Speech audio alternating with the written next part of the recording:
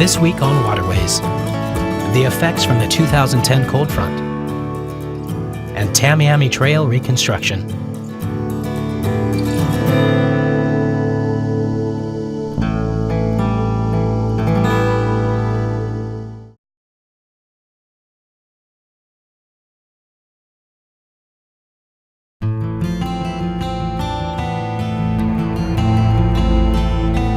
January 11th, 2010. Water temperatures in Florida Bay register 41 degrees Fahrenheit. The coastal mangrove zone of Florida Bay shows temperature readings as low as 34 degrees Fahrenheit. The result? Millions of fish dead. This is the largest fish kill resulting from cold weather to hit South Florida in more than 30 years.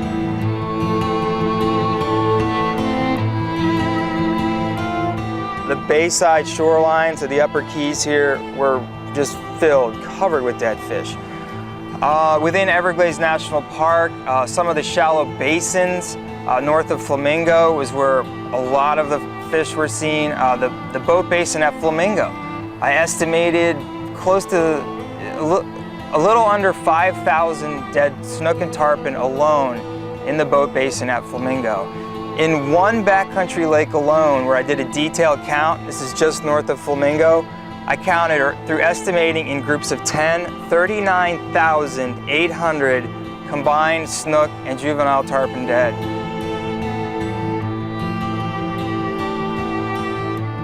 But widespread death did not stop with fish. We observed approximately 140 dead crocodiles, really large animals, some of which were 6 to 10 feet long, that had been around for a while, and they succumbed to the cold. This is also another species that had recently actually been considered a conservation success story. They had been reclassified from endangered to threatened, a great success in the endangered and threatened species world in regard to management. What killed these animals was extreme cold temperatures not normally seen in South Florida winters.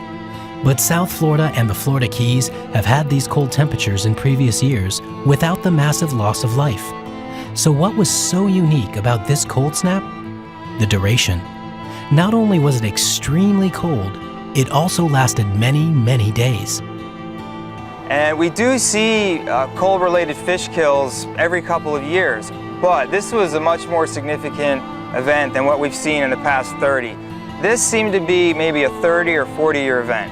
The last time we saw an event like this was 1977. It was fairly similar to what we saw in 2010, just based on the amount of dead fish that were observed. To document what was happening, resource managers and environmental scientists sprung into action.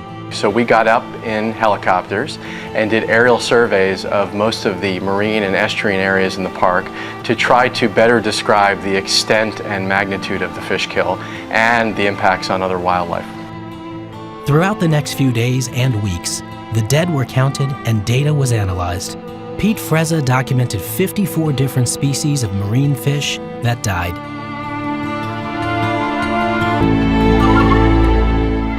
Now, a fish like a snook and a bonefish and a tarpon, they begin to start losing their life functions at around 50, 52 degrees.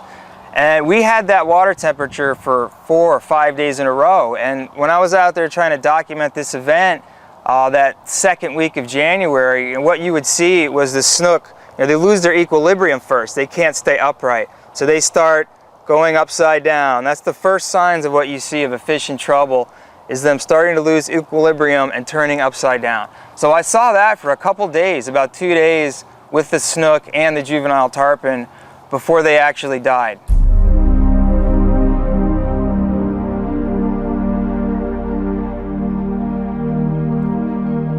Fish kills and dead manatees are hard to miss.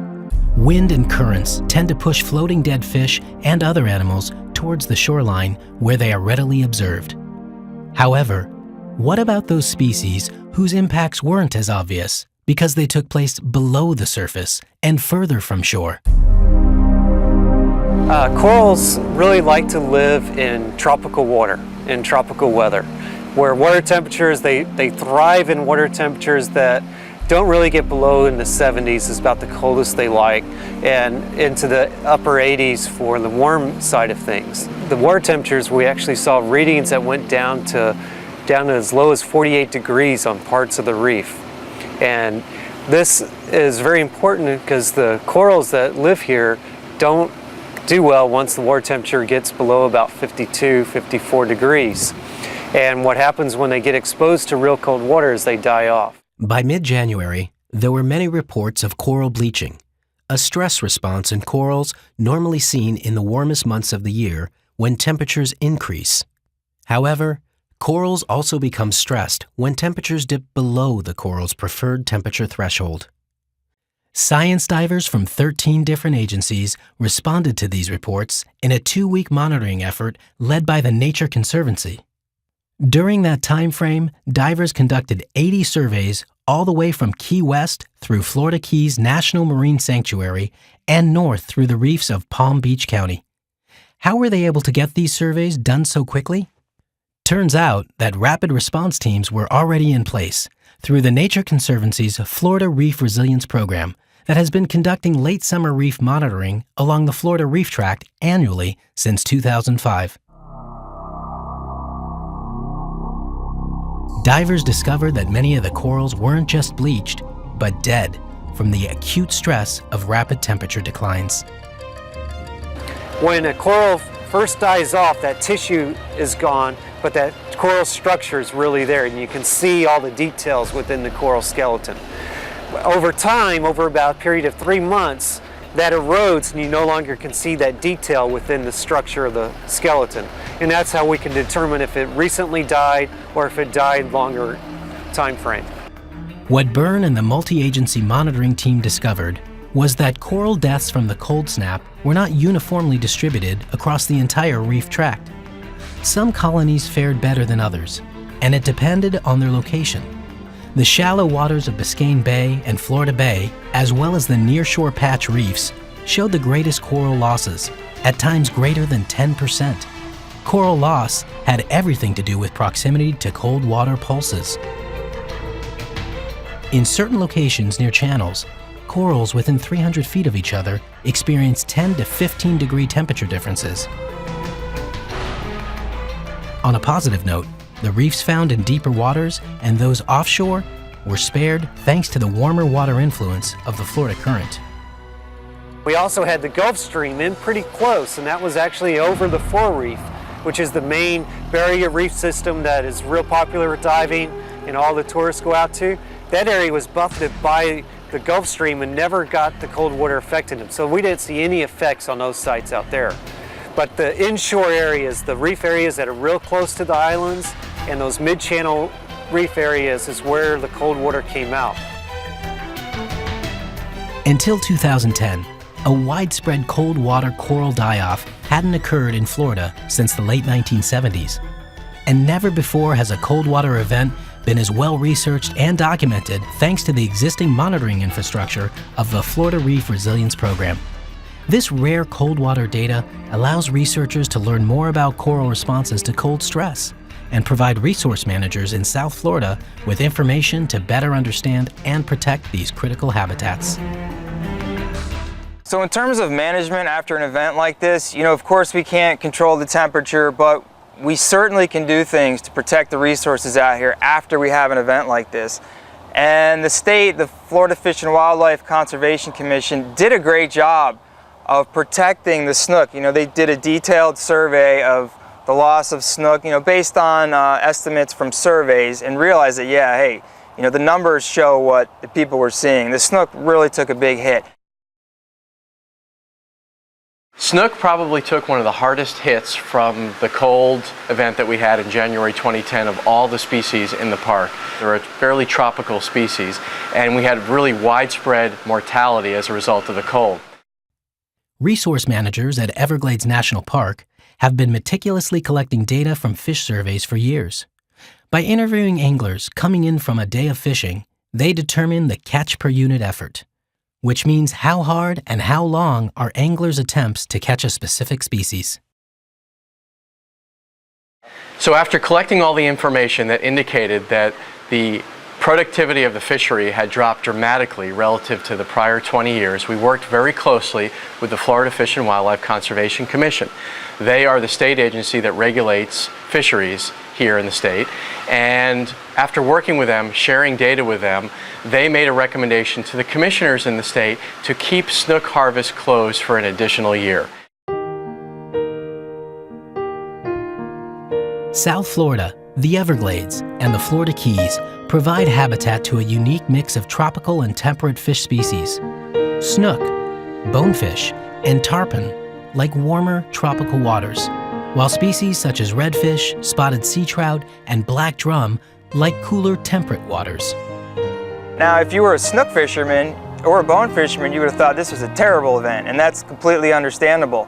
However, if you were into red fishing, this is a fantastic event.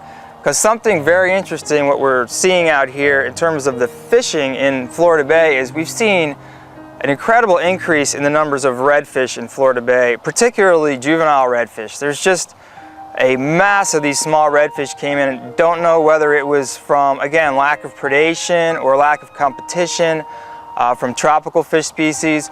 But the redfish population here in the southern Everglades has done fantastic after this cold event. The red fishing has been off the charts. People have been catching redfish like they've never caught before in the last 20 years, and we're so happy to see a silver lining as part of the result of the cold impact.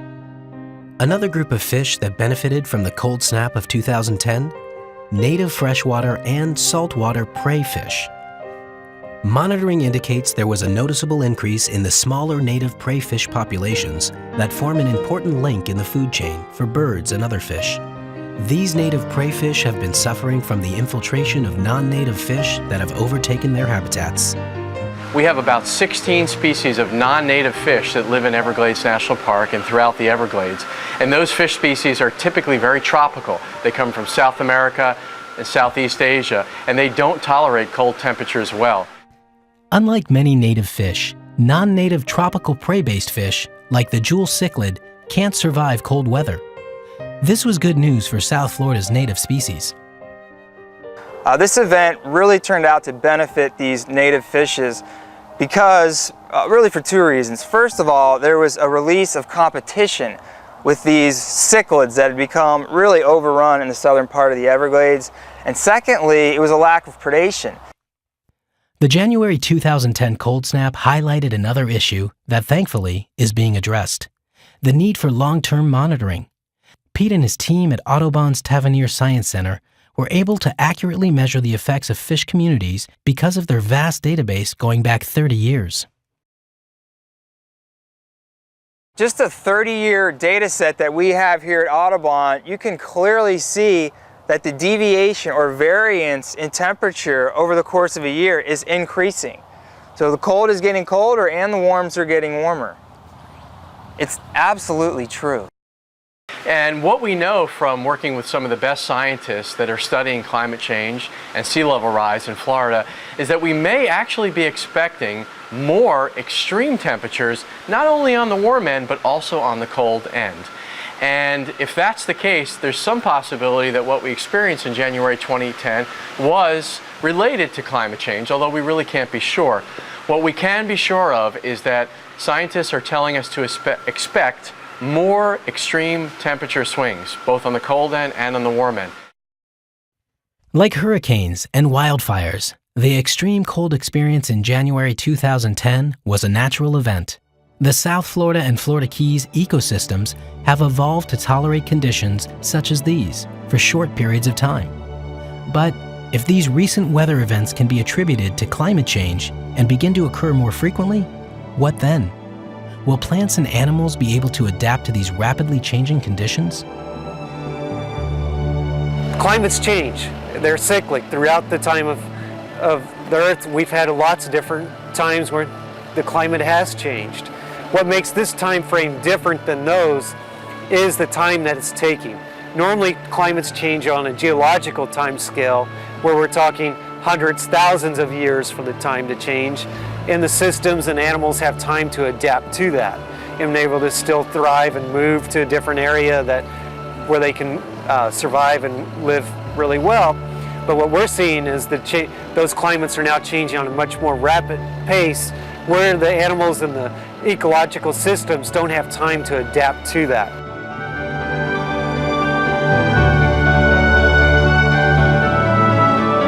Just as a person's compromised immune system impairs their ability to fight even a small illness, so too is a stressed ecosystem less able to bounce back when faced with additional threats. Our environment's resilience and adaptability to natural stressors can be enhanced through the reductions of human-caused stressors.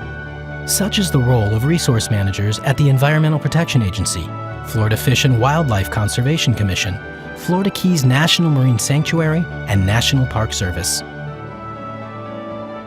Through projects and regulations that address human-caused threats, such as pollution, marine debris, vessel groundings, and poaching, resource managers work toward building an environment better equipped to respond to climate changes and natural stressors.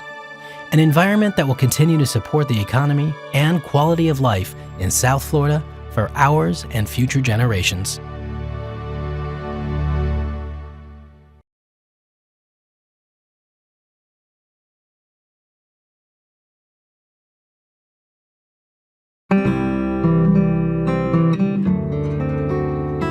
There are no other Everglades in the world.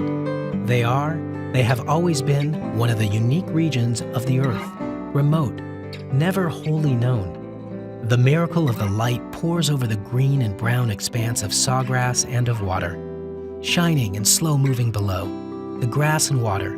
That is the meaning and the central fact of the Everglades of Florida. It is a river of grass.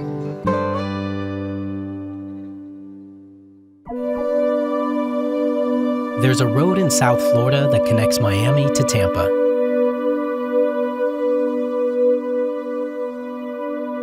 Nearly 100 miles of this road between Miami and Naples was built using materials excavated during the construction of the canal that runs adjacent to the roadway.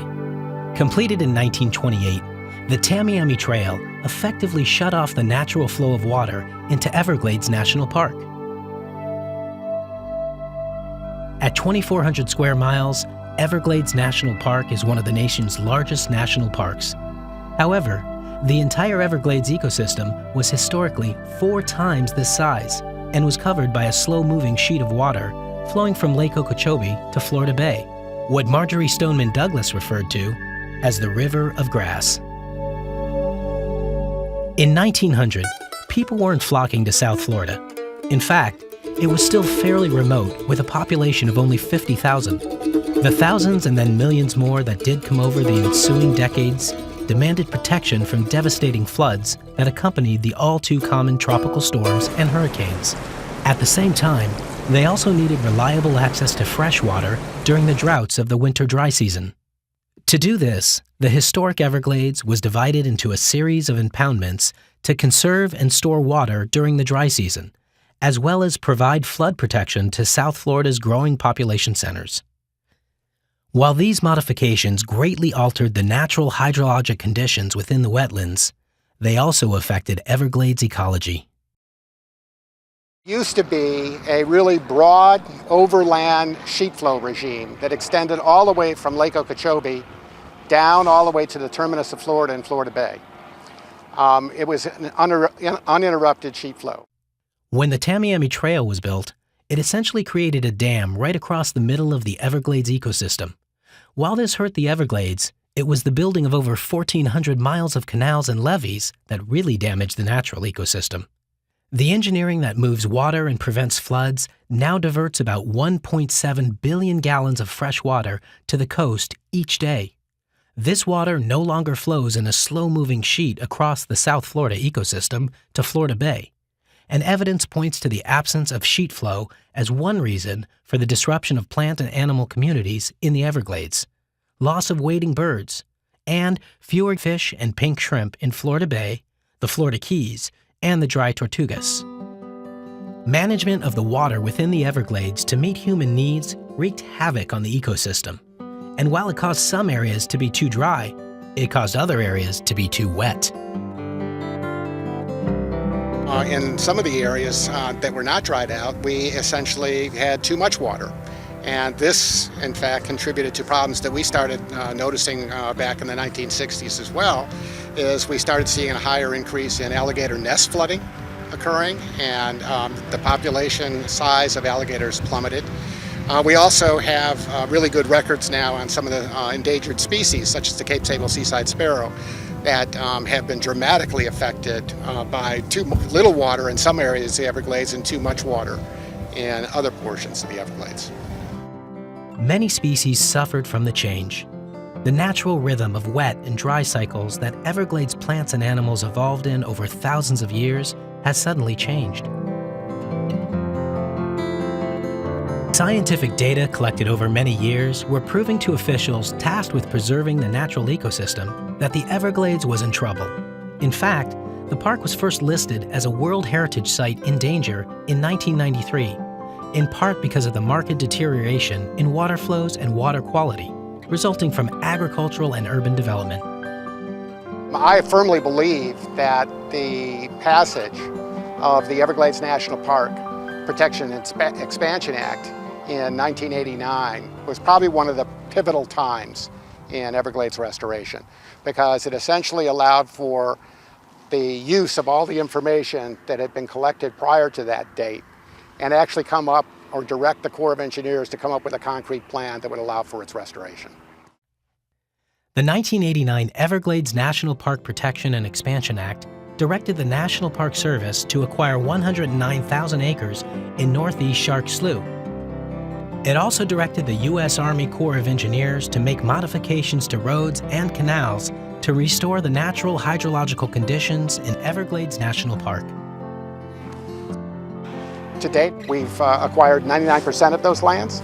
There's still a number of parcels that we're working to hopefully get into, at least purchase enough of the real estate interest so that we can affect the first stage of the restoration process, which is the project that involves the construction of the 1 mile bridge immediately adjacent to us and the modifications to the remainder of the roadway. Because of many constraints, mostly financial, what started as an original recommendation of raising 10.7 miles of the Tamiami Trail ended with funding to build a 1 mile bridge and modifying the remainder of the roadway by raising and stabilizing it to the point where the water level in the canal system next to it would permit increased flow south into the park without damaging the adjacent roadway.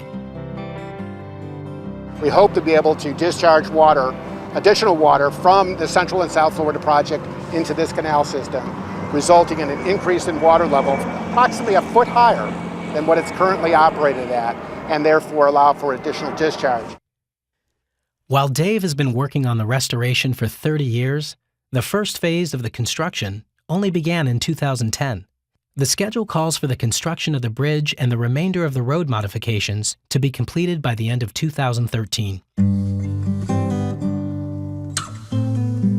This particular project actually is what I consider a good, really good first step. Personally, I would have preferred that we would have made more modifications to the roadway that involved a greater degree of bridging. I think that as far as the future of the Everglades, that connectivity issue of marshes to the north and marshes to the south, unrestricted flow, has really great advantages in restoring the ecosystem. Dave warns that reverting back to the flow patterns of the past is not really a possibility. The demand for the quantity of water needed for human consumption is just too high. So scientists and engineers are aiming to bring enough sheet flow back to make the Everglades functional again. But don't expect instant success. What took decades to do just may take decades to undo. We do believe that it is a very wise investment, largely because of the fact that it is not just restoring the ecosystem.